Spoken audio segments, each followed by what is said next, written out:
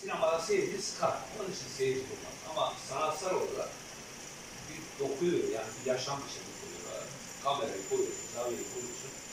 Karşındaki hareket, insandır, hayvan figürüdür, veyahut da tabiattır, doğadır. Uzun uzadıya çekiyorsun, yürüyorsun. Veyahut da hiç canlı olmadı da doğa var, yeşil, bir orman, bir bitki, bir su, veyahut da karanlık, ne bileyim. Tabiatın doğasında böyle kuşlarla çekebiliyorsun ama hatta belgesellerde görürsün, böyle bir resimler var mı? Kuşları takip eder. İşte o kamera. Veyahut da bir kartal, bir zeylek yuvasında kayalıkta yine bir resim görüntü çok güzelse tek planda kamera yerleştirir ve o kamera hiç seni sıkmaz. Çünkü oradaki kartal, anne baba, kartal yavruları, kartal gidiyor, işlerini görüyor, böcektir veyahut da hayvan etidir veyahut da leştir getiriyor, hayvana yediriyor, tek planda. Yani ona yakına girmeye falan oynuyor yani. Doğada, tabiatta kartal oynuyor.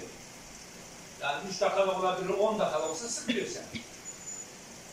Sıkılıyor. Mesela bir hayvan belgeseline bir hani bir aslan değil de o bir neydi? O kedilere benzeyen. Kaplan. Kaplan diğer daha var. Puma. Puma. Ne? Puma. Puma. Mesela ben bir şey gördüm, size görmüşsünüz zaman sonra bir tane ceylan yavrusu yakalıyor. Ceylan yavrusunu öldürüyor. Başka bir sırtlan ve şeyler saldırıyorlar. Onu korumaya alıyor. Ama o ceylan yavrusu böyle hafif bir hareketini böyle küçük hafifsini bir atıyor, tekrar durduruyor. Durduruyor, gitmesin. Ha, finalde de onu çekenler finali vermemiş. Yani eninde sonunda o hayvan da yiyor. Hayvan. Yani o hayvanı korumalar ya, bayağı oynuyor, onunla eğleniyor ama final belgesini vermiş. Şimdi sen o görüntüyü finali verirsen bütün o öndeki atmosferi öldürürsün. Yani seyirci onu izler, sinemadan çıktığı zaman veyahut da televizyon çıktığı zaman izlemeyin diyor. İzlemeyin diyor. Çünkü oradaki hayvan güdüsü bir canlı güdüsü. Yani insan kendi beyninde bunu yerleştirir, o acıyı tadar. O acıyı tattığı zaman kendisi bir daha izlemek istemez, arkadaşlar izlettirmez. Ama onun finalini boş bırakır. Zaten bazı film finalleri vardır. Geçen ben kısa belgesel anlatmıştım çekebilirdi. Ne yaptı? Kadın şoförün kulağına bir kere vurdu, filmi bitirdi. Aynen burada. Siz dinliyorsunuz değil mi beni ekrandakiler? Evet, ses evet. Geliyor mu ses? Bir kaldırın elinizi bakayım. Diyarbakır. Ha.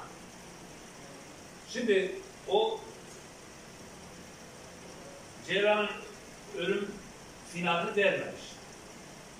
Çünkü bu işi meslek edinenler biliyorlar. Belgeseli yapanlar biliyor. Vermezler de. Ve yani kamera arkasına da koymamış. Çünkü korksa o atmosferin boğar. O şeyi öldürür. Belgeseli izlemezler. Ama biz biliyoruz ki yani insanın doğasında bu var, hayvan doğasında. Biliyoruz ki o hayvan eninde sonunda o yavruyu yemiştir. Ama eğer onun finalini vereceksen o zaman o hayvanın onun sevgisini vermeyeceksin, onun sevmesini vermeyeceksin. Yani sen sırtınla, kaçın kattayız, 60 kattayız. Sırtınla adamı çıkar buraya, ondan sonra merdivenle yuvarlan. Niye çıkardın kadını? Çıkarma o zaman. Durum bu. Şimdi burada boğmaz ama insan figüründe, insan oyunculuk üzerinde biz çalıştığımızda kamera 3-4 dakikaya iki arkadaş konuşacaksa, iki arkadaş yürüyecekse, eğer atmosfer manzarası zengin değilse, sıkacaksa detaylar girer. Yakın detay girer veyahut da başka görüntü araya serpiştirir. Senin diyaloglarını, oyuncunun diyaloğunu başka görüntü üzerine serpiştirir. Zamanı böyle, yani 4 dakikalık zamanı senin üzerine 2 dakika indirir. Senin 2 dakikadaki konuşman da başka varlığa, cisme veyahut nesneye veyahut da başka yerlere, manzaraya gidiyor. Ha, burada eğer oyuncu iyi değilse, biraz evvel işte garson çalışmamızı su getirdi. Garsonun girişine verdi. Veyahut da su getirdi, yani detay aldı. Yönetmenler çok kurnaz. Uzun bir sahne vardır, profesyonel sanatçı vardır, oynar, tek plan. Yani amacı orada tek plan çalışacak. Kamera tek plan çalışacak. Veyahut da kamera üzerinde oynayacak. Gidecek, gelecek. Veyahut da hareket, kamera hareketi ama tek plan, görüntü tek plan. Dönecek, dönecek, dönecek arkasında dönecek. Ama tek plan, oyuncular oynuyorlar. Ama görüntü yönetmenle görüntü kameraman, yönetmen beyinlerini birleştirir. Der ki arkadaş biz bunları çektik. Bir tane detay alalım, detay. Yani araya plan alalım. Elimize kalsın. Planı alır. Şu yakın detay çeker veya senin gözüne gider. O planı alır, stüdyoya gider, montaja gider. Önce sahnedeki veya senaryodaki veya da yönetmenin görüntülerindeki reşit odak noktasında o görüntüyü bölmemek gayet sağlıklı. Yani o sahneyi bölerse yazık eder diye düşünür. Çünkü o sahne tamamlanmıştır, kameranın çalışma yapmıştır ve gerçeği de odur. Ama oyuncu yakalanmışsa, oyuncu tekrara düşmüşse ne yapar? Tak detaya gidiyor. İşte oyuncunun asıl gerçek bir oyuncu o detaya yer vermez. Yani mermiler hedefini bulmalı. Eğer bir tane mermi karavanaya gidiyorsa 5+1, 5'i yakalayamazsın. Ne yapacak? Tekrar bir tane mermi yerleştirecek. Mermiler yani bu da buna benzer. Detay gelecek, detay.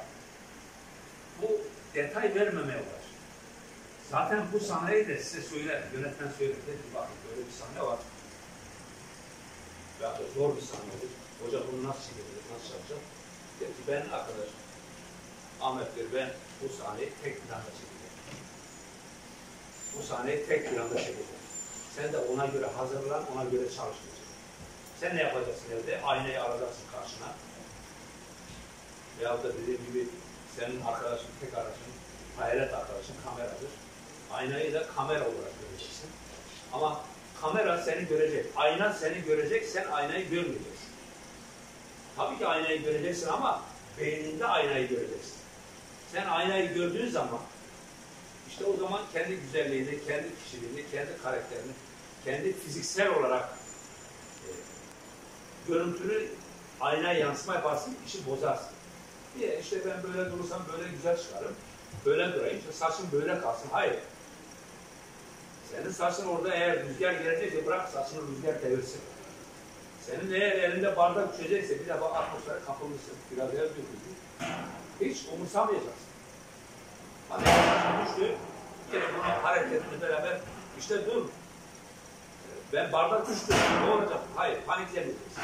Bardak düştü. Konuşup bardak tekrar devam edip hiç bozmayacaksın. Yani sanki o sahnede bardak düşüşü varmış. Ya da sen o bardak düşüşü sen kurtaracaksın. Sen yönetmene bırakmayacaksın. Ya bazen işte çok güzel iki tane oyuncu veya 3 tane karşı konuşuyorlar. Bir tanesi de bir hata olacak. Hemen duruyor. Durdurur. Halbuki o karşıdaki oyuncu o kadar güzel oynamış ki. Adam gözyaşı dökmüş. Adam o atmosfere girmiş. Alnında boncuk ter akıyor. Adam bir yapıyor, duruyor. Hocam bir dakika. Ya niye bir dakika diyorsun kardeş? Sen niye benim sahnemi öldürüyorsun? Sen devam et.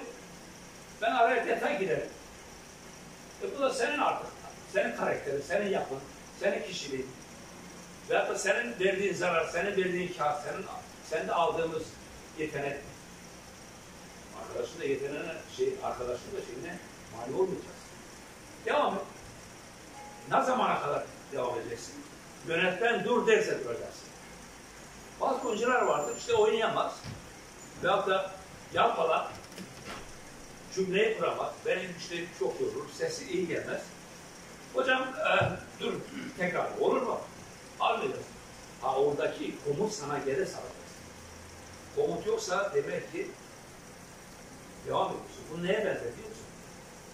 Yahu top, maçı seyrediyoruz maçı. Adamın elinde top değil. Veyahut adam penaltıydı. Ama hakem görmüyor. Hakem görmüyor. Veyahut da hakem gerektirmiyor. Avuta gerektirmiyor. Taca gitti gerektirmiyor. Devam. Top taca gitti. Elime değdi. Ben oyuncuyum. Top elime değdi. Durun. Niye durun ya? Hakem bana dur desin. Duruyor. Ben derim golü atarım. Siz de aynen bunu yapacaksınız. Hakem dur demeden durmayacaksın. Boğazım geldi. Tutuldu, öksürdüm, durarım. Durmayacaksın abi. Hadi devam et. Hakem sana dur derse, yani yönetmen sana dur derse, yönetmen sana dur demedikçe durduğun zaman yazık edersin. Sahneye yazık edersin. Karşıdaki oyuncuya yazık edersin. Mesleğine yazık edersin. Bir de belki o yutunun şeyi atılır, araya detay girer. Ondan önce o kadar güzel oynamışsın ki. O kadar güzel oynamışsın ki sen de onu görmüş. Onun için eline penaltı değmiş, top değmiş. Diyor ki bunu ben buna veriyorum. Yani eline değen topu senin o kadar güzel oyuncu, işte 10 tane oyuncu gelmişsin, aradan bacaktan topu geçirmişsin. Bir ara eline top değmiş. Hakem senin o güzelliğine, oynadığın o topu böyle oynattığı şeyi veriyor yani. Görmemese gerekir, devam ediyor. Demek ki yönetmen sana dur demezse durmayacaksın. Devam edeceksin. Oyunu bozmayacaksın. İçine sinmeyebilir. Biter, sahne biter. El kalırsın veyahut da hoca dersin, bizi çekersin. Hoca dersin, şu sahneyi bir daha çeksin. Nasıl olur? O da dedi ki ya Hasan işte sahne çok güzeldi. Ama bir de bir şeyine de sorarlar dedi ya da Ahmet arkadaşına. Ya Ahmet, Hasan diyor bir daha çeker, ne diyorsun? Ahmet de düşük kuvvetlisi. Çekerim dedi. Ama bazen de Ahmet çeker demez. Niye? Çünkü Ahmet de oynadığı o şeyi o an atmosfere girmiştir. Artık o kadar güzel oynamayacaktır. Oynayamayacaktır. Hocam çek der. Çeker. Ya hoca dedi ki ya Ahmet Hasan'ın içine sinmemiş. Şu tek planda çekelim. Araya detay girmeyelim de. Araya detay girmeyelim de. Bir daha çeker. Ya dedi ki Hasan tamam. Sen haklısın. Sen güzel oynadın. Ahmet iyi oynayamadı. Ve hatta Ahmet orada su döküldü. Biz oraya eğer ikinci oyununuzu beğenmezse veya hep beraber karar vereceğiz. Beğenmezsen o birini alacağız. Araya detay koyun. O zaman oyuncu ikna eder. Benim karşımda işte Levent var. Ben oynadım, ağladım, güldüm, hakkını verdim. Levent yalpaladı. Levent Hoca dedi, hadi bir daha çekerim. Ben bir daha çekerim. Ondan güzel oynarsam zaten hoca onu alır. Ama ondan güzel oynamazsam zaten hoca da yönetmen de eskiyi alır. Ne yapar? Detay girer. İşte detay film öldürür. Oyuncunun en iyi gözleyeceği, gözlem yapacağı kendi beyinde, kendi beyin fırtınasıyla meseleyi, kendi içgüdü hareketi tek bir şey vardır. Detaya girme. Yani detaya gidilir. Bazıları vardır, ya ben detay girerim, beni yakın çeksin. Vallahi yok. Bu tür oyuncular da vardır. Beni yakın çeksin. Resim yüzüm güzel çıkıyor da işte bizim tomurcuk gibi vücudum iyi çıkmıyor da genelde hani ben şişmanım da ama beni yakın çekerse daha güzel olur. Olmaz. Acaba o atmosfere yüzü gelecek. Şimdi ben genel çekerim, arkada bir resim vardı. Seyirci seni bırakın resme bak. Şimdi ben o resmi niye öldüreyim? İşte bu sanat filmine göre yani adam en iyi görüntü, mesela şeylerde en iyi görüntü, en iyi yönetmen, en iyi başlar, en iyi senaryo, en iyi oyuncu, en iyi yönetmen, en iyi görüntü yönetmeni, en iyi müzik, en iyi kurgu, en iyi sanat yönetmeni, en iyi yardımcı yönetmen oyuncu, en iyi yardımcı bayan yönetmeni. Yani bunları almak istiyorsanız kendinizi yakın planlara, yani detaylara sokmayın. Bunlar bu oyuncular detaya sokmayın. Eğer bir oyuncu ne kadar profesyonelse onu zaten görürsünüz. Filmlerinde tek plan oynamışlar. Mesela benim her filmde de bazı sahneler tek plan, tek plan. Adam hayret ediyor. Adam kurtarmış o tek plan. Yani beyninde o sahne kalıyor. Yoksa tak. Mesela kavga sahneler vardır. Genelde Çin dövüş sanatlarının olduğu sahneler. Genelde bunlar genel plana gittiği zaman işte halatlar vardır, bağlarlar, işte havada uçarlar, kılıç sallarlar. Bu genel plan. Bu sonradan teknoloji bunu siler. Yani masa çalışması. Anlatamam sana. İpi siler, siler, havada uçurur siler. Ama genelde bu kavgaların yakın planı tutarlar. Hep yakın. O yakınları birleştirir. Şimdi adam bir yumruğunu atar, yakın çeker. Bir yumruk alır. Yumruğu ne işi alır? Yumruğu alır. Ondan sonra yüzü alır. Vurur, ağzına suyu ayrı alır. Yani ağzında su vardır, yumruğu yer çenesine, ağzında su boşalır, yakın plana çeker. Kavga sahnelerinde genelde bunlar çekilir. Ha burada da herhalde bizde Çin sanatları zaten yok. Herhangi bir Çin sporu yapacak bir aktör de yok. Bunlar gerekse o zaman yakın plan. Veyahut da Cüneyt Arkın'ın filmleri, kavgalı, vurduğu kızıl filmlerde ve tarih filmlerde hep yakın planlar girer, detay girer. Önemli olan yakın planlardan kurtulmak. Detaylardan kurtulmak. Sen ne kadar yakın planı bilmezsen diyeceksin ki yönetmen beni koyuyor. Hayır, yönetmen değil. Eğer yönetmen oyuncuda zaten o elektriği alıyorsa, o oyun gücünü alıyorsa senin yakın plana koymaz. Araya detay girmez.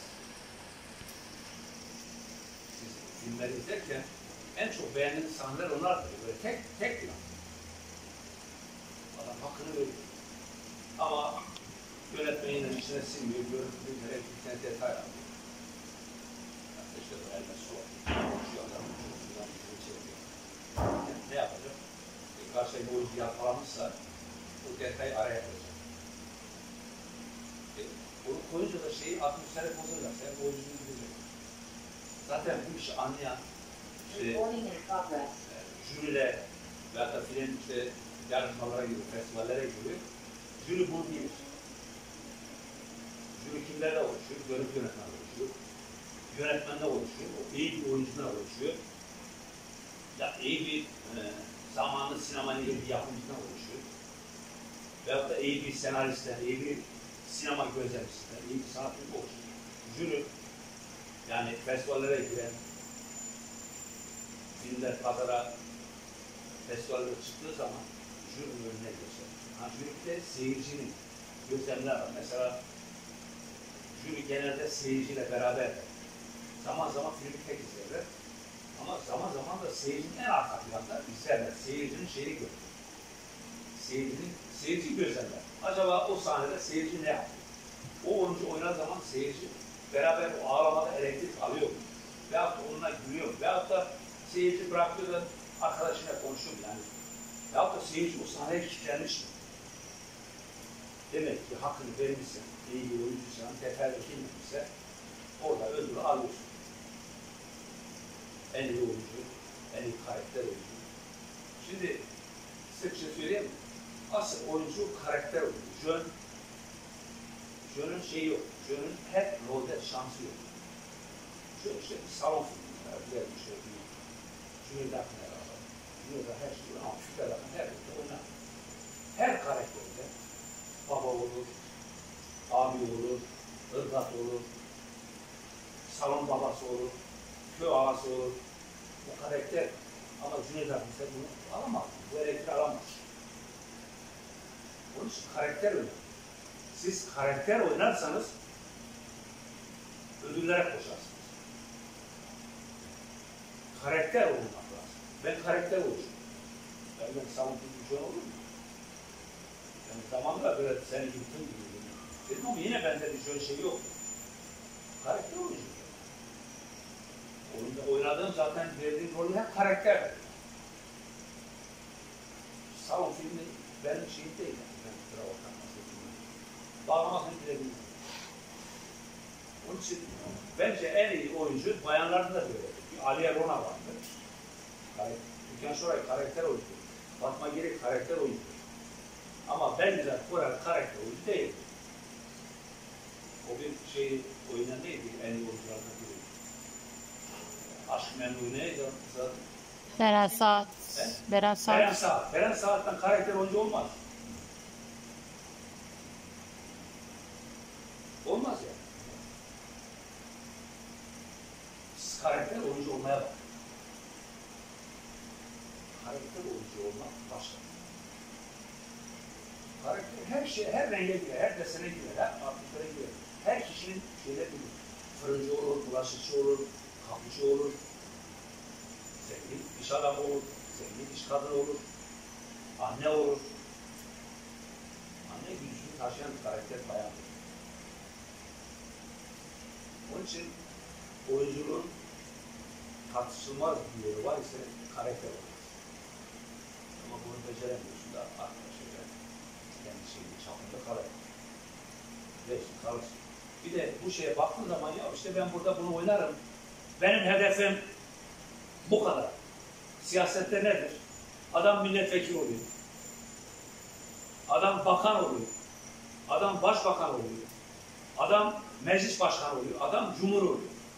Siz burada beyninizdeki noktayı cumhura götürmezseniz hiçbir şey olamazsınız. Ya belki cumhur olamayacaksınız.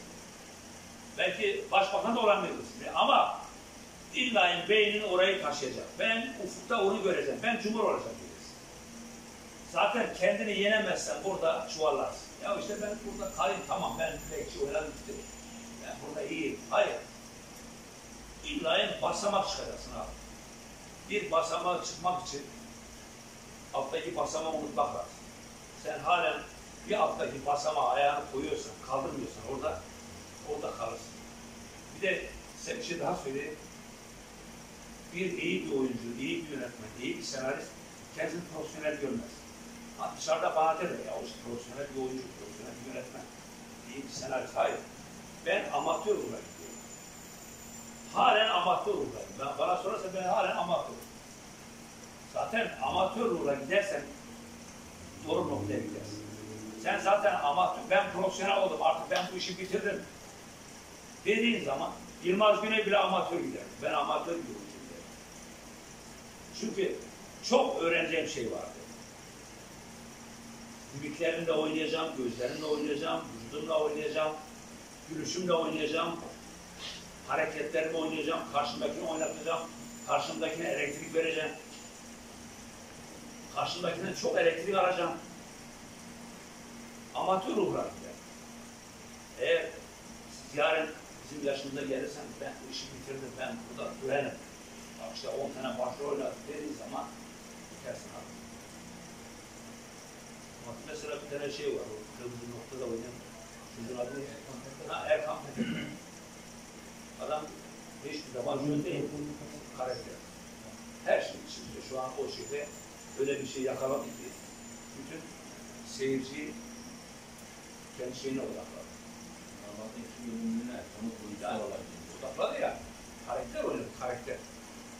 Karakter ne? O da bir mafyadan gelen, bir soğukta büyüyen, dayak yiyen, sopa yiyen, bıçaklayan, bıçaklanan bir kişi geldi. Kumarcıyı, esrarcıyı, eroinciyi bir aldı, karakter olarak oynadı.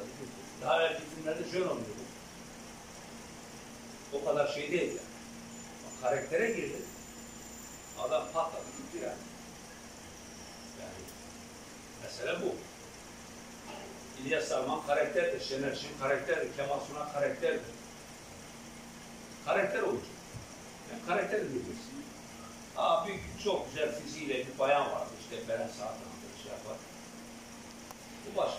Ama bence Beren Saat, ben Beren Saat olsam ben karaktere atıyorum. Yani her rol oynar diyeceğim. Bence bir beri alır yani diyeceğim. Ama onda da yok. Hayır, hayır. Tırnağını kesmezler. Ben tırnağımı keserim. Ben yeri gelince saçımı kazırım. Ben saçımı sıfıra vururum.